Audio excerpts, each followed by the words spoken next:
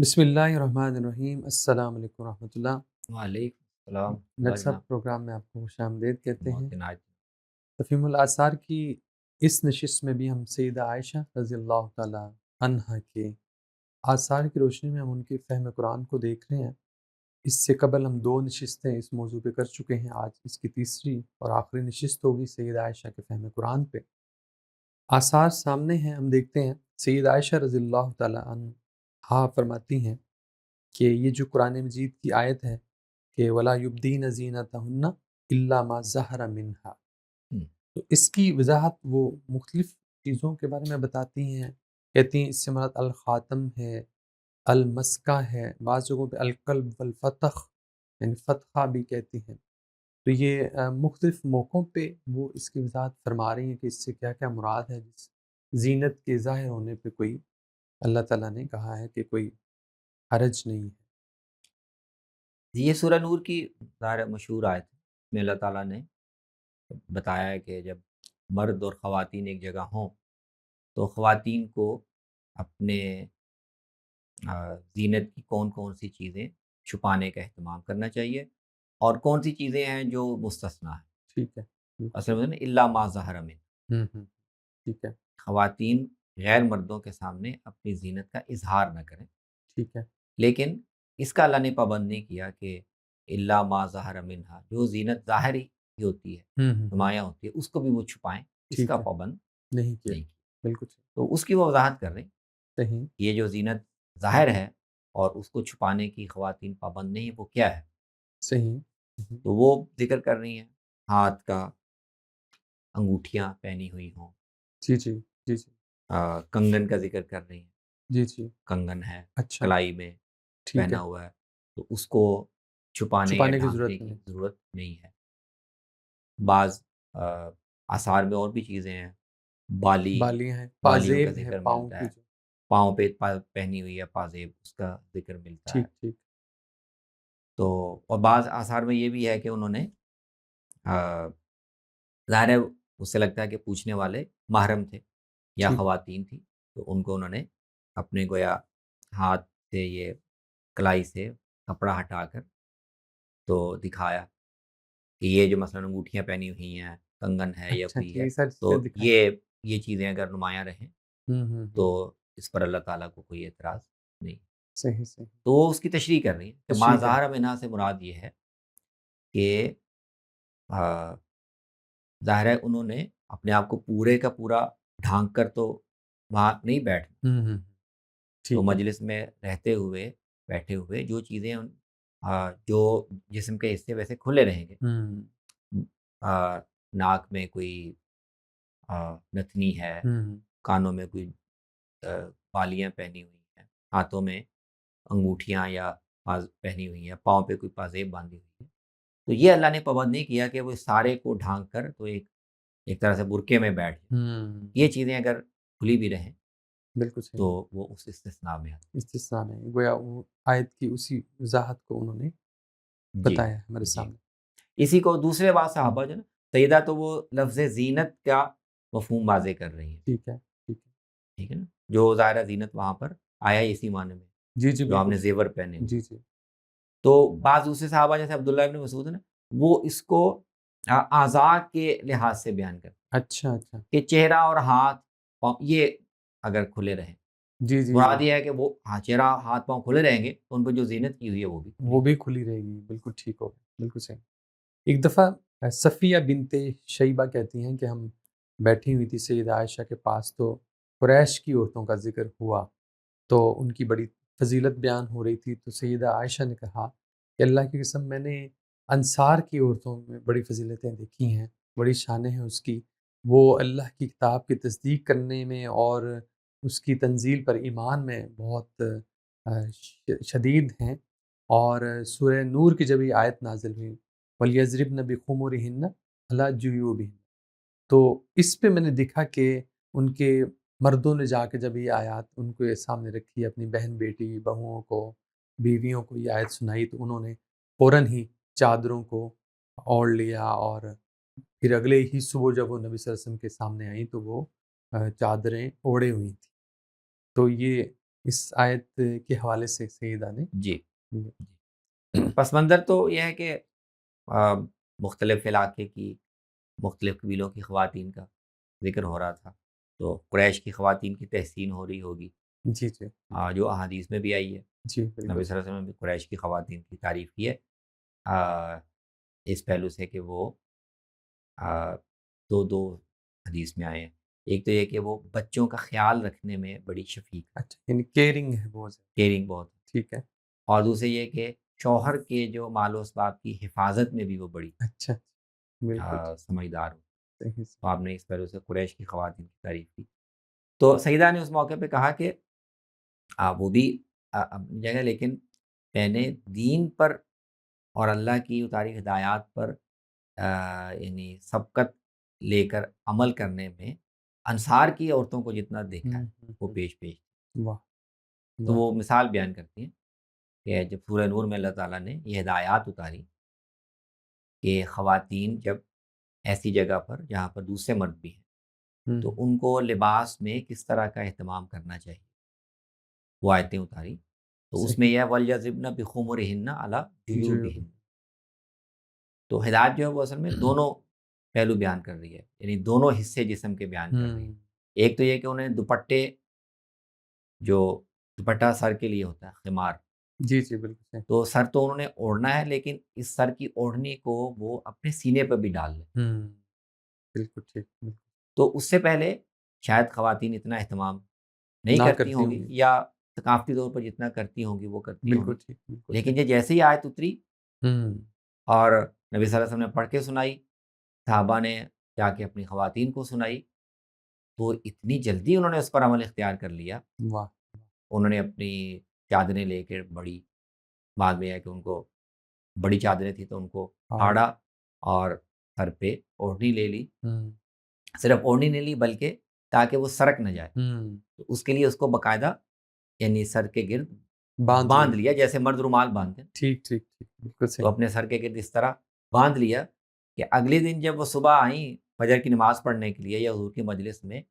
تو وہ کپڑے باندھنے کی وجہ سے ایسا لگ رہا تھا جیسے ان کے سروں پر کوے بیٹھے ہوئے ٹھیک ٹھک وہ غربان کا لفظ بھی ہے گربان کا لفظ، جی جی تو صحیح صحیح ادھر حکم اترا اور ادھر انہوں نے نہیں یہ یعنی لباس کا یہ انداز فوراً اختیار کر لیا۔ فوراً اختیار کیا بہت خوب سیدہ سے کسی نے سوال پوچھا خضاب کے بارے میں، زرد رنگ کے بارے میں، جھمکوں کے بارے میں، پازیب کے بارے میں، سونے کی انگوٹھی، باریک کپڑوں کے بارے میں، تو انہوں نے کہا غالباً عورتیں تھیں سامنے اور انہوں نے یہ سوال پوچھے ہوں گے، تو انہوں نے کہا کہ اے عورتوں سنو، میں ساری باتوں کا ایک ہی جواب دیتی ہوں تمہیں، اور وہ یہ ہے کہ اللہ نے تمہارے لیے زینت حلال کی ہوئی ہے، لیکن اس میں تبرج نہیں ہونا چاہیے، جی باقی ساری زینتیں حلال۔ یہ بڑا بہت جامع مختصر جواب ہے، جامع اور بہت جامع جواب ہے کہ جہاں غیر مردوں کے ساتھ مجلس ہے یا وہ موجود ہیں تو وہاں تو وہ اہتمام اللہ نے بیان کر دیا، جی جی جی بالکل صحیح تو ہم نے سر بھی ڈھانپ کے رکھنا ہے، سینے کو بھی ڈھانپ کے رکھنا ہے، اتنے ہی زینت جو نمایاں رہتی ہے اسی کو رکھنا ہے، خواہ مخواہ چھپی ہوئی زینت کا اظہار نہیں کرنا، وہ پابندیاں تو ہیں، بالکل ٹھیک، بالکل لیکن اپنے گھروں میں اپنے محرم رشتہ داروں میں شوہر کے سامنے تو اس میں اللہ نے زینت میں کوئی پابندی نہیں دی، بالکل صحیح کون سے زیور پہن سکتے ہیں کون سے نہیں پہن سکتے، ہوں تو وہ جھمکا ہو، بالی ہو، انگوٹھیاں ہوں، کنگن ہو، کچھ بھی ہو، پازیب ہو، ہوں یا گھروں میں عام طور پہ خواتین ایسے کپڑے جو باہر نہیں پہنے جاتے، گھروں میں ہوں ذرا باریک کپڑے بھی وہ پہن لیتی ہیں، لیکن وہ گھر کے ماحول میں، تو اللہ نے کسی چیز سے منع نہیں کیا، ہوں لیکن صرف یہ زینت جو ہے وہ غیر محرموں کے سامنے اس کی نمائش نہ ہو، اس سے منع کیا، واہ تو بہت اپنے خوبصورت حدود میں ہر بہت طرح کی خوبصورت زینت کریں، ہوں لیکن غیر متبرجات بزینت، ہوں بس یہ پابند۔ بالکل صحیح ایک شخص سیدہ کے پاس آیا، اس نے کہا کہ میں نے ایک نظر مانی کہ میں فلاں شخص کے ساتھ بات نہیں کروں گا، اور اگر میں نے اس سے بات کر لی تو میرے سارے غلام آزاد ہو جائیں گے اور میرا سارا مال جو ہے وہ بیت اللہ کے غلاف کے لیے وقف ہو جائے گا۔ تو سیدہ نے کہا کہ نہیں، تو تمہارے مملوک جو ہیں تمہارے وہ آزاد نہیں ہوں گے، اور تمہارا مال جو ہے وہ بیت اللہ کے غلاف کے لیے وقف نہیں ہوگا، کیونکہ اللہ تعالیٰ نے کہا ہے کہ لا تجعلوا اللہ عرضۃ لایمانکم ان تبرّوا تبروا وتتقوا وتتقوا۔ وتصلحوا بین تو الناس۔ اس آیت سے انہوں نے ایسا لگتا ہے جیسے کہا کہ یہ نظر درست نہیں ہے، اور کہا کہ یہ تمہیں پوری کرنے کی ضرورت نہیں۔ ضرورت جی نہیں۔ جی تو منت تو ظاہر ہے اس نے یہ مانی تھی میں فلاں سے کلام نہیں کروں گا، صحیح صحیح۔ اور کسی سے بات نہ کرنا، کلام نہ کرنا، جبکہ اس کی کوئی خاص شرعی وجہ نہ ہو، ویسے ناراض کے اظہار کے طور پر، یہ تو کوئی مستحسن چیز نہیں جی ہے۔ جی، بالکل ٹھیک ہے، بالکل صحیح۔ تو اس کے بارے میں تو حدیث میں ویسے ہی ایک وضاحت موجود ہے کہ جو آدمی کوئی گناہ کی بات کی قسم کھائے تو وہ بھی پورا کرنا مطلوب نہیں، نہیں۔ اور کوئی بھی ایسی قسم جو اس کو بعد میں لگے کہ میں نے مناسب قسم نہیں کھائی، یہ ہوں، ٹھیک نہیں ہے، ٹھیک ہے۔ تو وہ اس کو پورا نہ کرے۔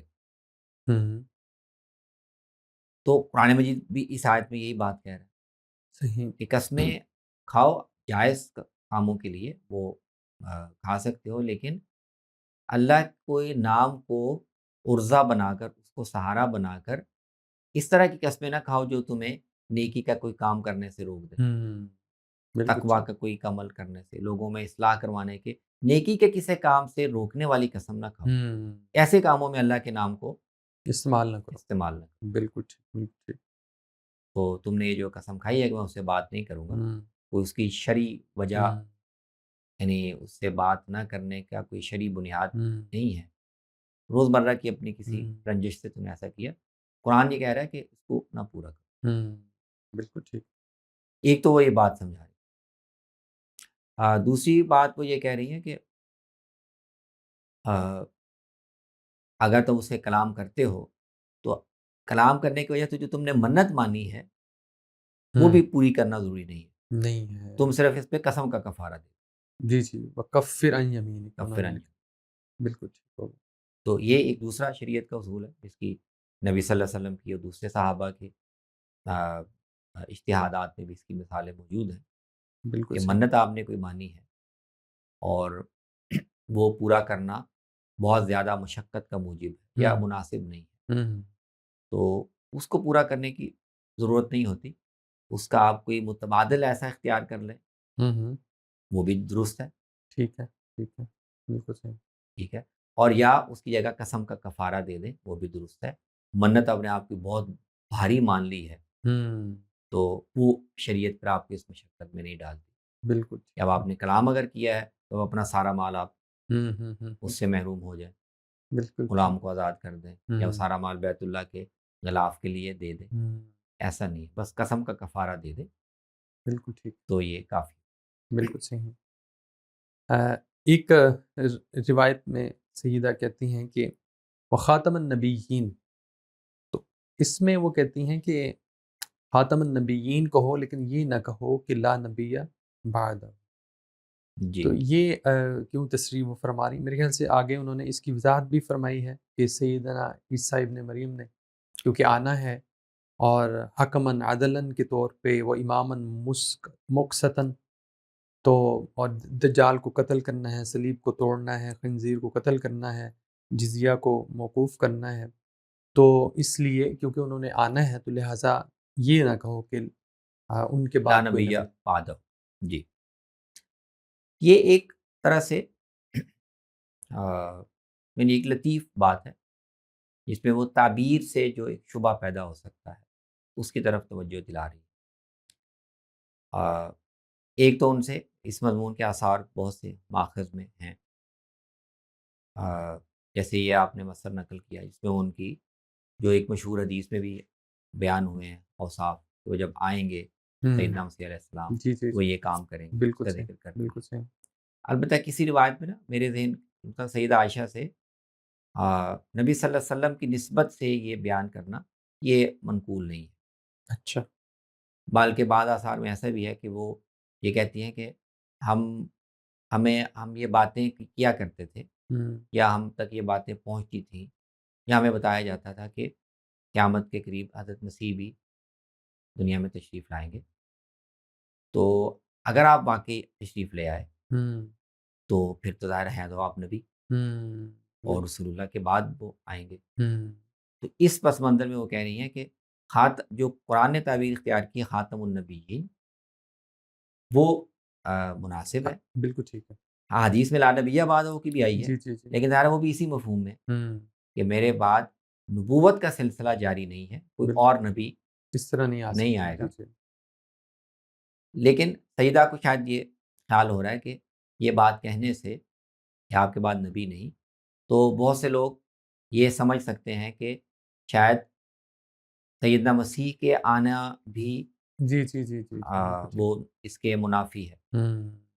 یا ان کے آنے کے بارے میں جو ہم باتیں سنتے ہیں یا وہ کہتے ہیں وہ اگر واقعی درست ہیں تو ان کی تقلید نہ ہو جائے. ہوں. بالکل ٹھیک. بالکل ٹھیک. تو بات تو اس مفہوم میں درست ہے، صحیح آپ صحیح. کے بعد ان کا آنا کسی نئے نبی کا آنا نہیں ہے. ہوں. وہ پہلے سے اللہ کے نبی ہیں، لیکن ان کا دنیا میں آمد ایک خاص مقصد کے لیے بالکل ٹھیک. ہوئی. بالکل صحیح. تو اس پہلو کو وہ واضح کر رہے ہیں کہ خاتم النبیین کا مفہوم واضح ہے، ہوں. لا نبی بعدہ یا اس کا مفہوم ہوں. محتمل ہے. جی جی جی جی. ایک بالکل. مفہوم میں وہ درست ہے، ایک مفہوم میں اگر وہ لوگ اس کو سمجھیں گے تو وہ اس پیشن گوئی کے ساتھ اس کی تھوڑی منافات پیدا ہوگی. بالکل صحیح. ایک اثر سیدہ عائشہ رضی اللہ تعالیٰ عنہا کا ایک اور بھی ہے. آپ فرماتی ہیں کہ رسول اللہ صلی اللہ علیہ وسلم کی وفات سے پہلے اللہ تعالیٰ نے آپ کے لیے وہ جو منع فرمایا تھا کہ ان عورتوں سے آپ نکاح کر سکتے ہیں اور نہیں کر سکتے، تو وہ پابندی اللہ تعالیٰ نے ہٹا لی تھی. تو یہ انہوں نے آیت کا حوالہ بھی دیا، ترجی من تشاء منہن وتؤوی الیک من تشاء. یہ جو ہے وہ اس کی وضاحت فرما دیجیے کہ یہ آیت اور اس کا کیا پس منظر ہے سید عائشہ کے نزدیک. ٹھیک، یہ سیدہ کا یہ بیان تو حدیث کی کتابوں میں اور بھی کئی جگہ منقول ہے. بنیادی طور پر تو سورۃ الاحزاب میں اللہ تعالیٰ نے نبی صلی اللہ علیہ وسلم کے لیے نکاح کا خاص قانون بیان کرتے ہوئے ٹھیک. ایک تو یہ واضح کیا ہے کہ عام مسلمانوں کے مقابلے میں آپ کے لیے ایک وسعت ہے، گنجائش ہے، آپ پر 4 کی تحدید نہیں ہے، نہیں ہے. ٹھیک آپ ہے. زیادہ نکاح کر سکتے ہیں. کر سکتے. لیکن ایک طرح کی پابندی بھی ہے اچھا. کہ آپ ان خاص اصناف کی خواتین سے نکاح کر سکتے ہیں، ان کے علاوہ نہیں کر سکتے. ٹھیک ہے. ٹھیک ہے. صحیح. تو 4 سے زیادہ کر سکتے ہیں، یہ رخصت ہے، لیکن جن سے آپ نکاح کرنا چاہیں وہ ان میں سے کسی قسم کے تحت ہونی چاہیے. اچھا. ٹھیک. مہاجرات ہوں، ہوں. مما افا اللہ علیہ، جنہوں نے خود جو اپنے. جنگ میں قید آئی ہوں اور آپ ان میں سے کسی کو اعزاز اور اکرام کے لیے نکاح میں بالکل لینا ٹھیک. چاہیں. بالکل صحیح. کوئی خاتون آپ کے ساتھ شرف نسبت حاصل کرنے کے لیے اپنے آپ کو. پیش کرے بالکل ٹھیک. تو یہ ان میں سے آپ کر سکتے ہیں. اچھا. لا یحل لک النساء من بعد، ہاں ٹھیک ہو گیا. ان کے علاوہ پھر آپ نکاح نہیں نہیں کر کر سکتے. سکتے. اور یہ بھی نہیں کہ ان میں سے اب کسی کو طلاق دے کے آپ کسی اور سے نہیں، ولا ان تبدل به بہن من ازواج. بالکل ٹھیک ہو گیا. تو کچھ پابندیاں ہیں اور کچھ آپ کو رخصتیں. روک سکتے. تو سیدہ کا ایک رائے ہے جو حدیث کتابوں میں بیان ہوتی ہے، وہ یہ کہتی ہے کہ یہ جو پابندی اللہ تعالیٰ نے لگائی تھی یہ آپ کی وفات سے پہلے آپ نے ختم کر دی تھی اللہ تعالیٰ نے، اور آپ کے لیے یہ حلال ہو گیا تھا جب کسی بھی عورت سے محرم عورتوں کے علاوہ ٹھیک جس ہے. سے بھی آپ نکاح کرنا چاہیں چاہے کر کر سکتے ہیں. سکتے. ٹھیک ہو گیا. تو اس میں سوال یہی پیدا ہوتا ہے کہ وہ یہ بات کس بنیاد پہ کہہ رہی ہے؟ ہوں کیا اس کی منسوخ ہونے کی کوئی اطلاع ان تک پہنچی ہے، یا وہ کوئی استنباط کر رہی ہیں؟ صحیح صحیح. تو یہ جو اثر آپ نے بیان کیا، اس سے اگر یہ ایسے ہی انہوں نے بیان کیا، اس میں راوی کا کوئی قیاس نہیں، تو اس سے تو لگ رہا ہے کہ وہ اسی حکم کے اندر جو ایک اللہ نے گنجائش بیان کی ہے اس کو اس پر محمول کر رہی ہیں، یا اس سے استنباط کر رہی ہیں کہ اس گنجائش کے بعد پھر وہ پابندی باقی نہیں رہتی. گنجائش یہ ہے کہ اللہ تعالیٰ نے یہ اجازت دی ہے کہ آپ ان سب خواتین کو نکاح میں رکھیں، البتہ ان میں سے کس کے لیے باری مقرر کرنی ہے، کس کے ساتھ باقاعدہ زن و شو کا تعلق وہ قائم رکھنا ہے، یہ اللہ آپ کو پابند نہیں کرتا کہ آپ سب کے ساتھ بیک وقت ایک ہی جیسے برتاؤ کریں. یہ آپ کو اختیار ہے کہ ان میں سے کچھ کو آپ اپنے قریب کر لیں، کچھ کو الگ کر دیں، مطلب یہ کہ ان کے لیے باری مقرر نہ کریں، یا آپ اپنی سہولت کے لیے کر لیں، اور پھر ان میں تبدیل کر لیں. جن کی باری مقرر کی ہوئی ہے ان کو الگ کر دیں اور دوسروں کو قریب کر لیں. مطلب یہ ہے اچھا کہ اچھا باری مقرر کرنے میں آپ یہ اس سے فائدہ اٹھا سکتے ہیں. اچھا اچھا اچھا تو قرآن کی آیت لفظاً تو یہ بیان کر رہی ہے. بالکل صحیح بالکل صحیح اگر سیدہ اس کا حوالہ دے کے کہہ رہی ہیں کہ اس سے یہ جو پابندی تھی وہ ختم ہوگی، تو پھر یہ بظاہر ایک استنباط لگتا ہے. جی جی جی بالکل صحیح بالکل صحیح.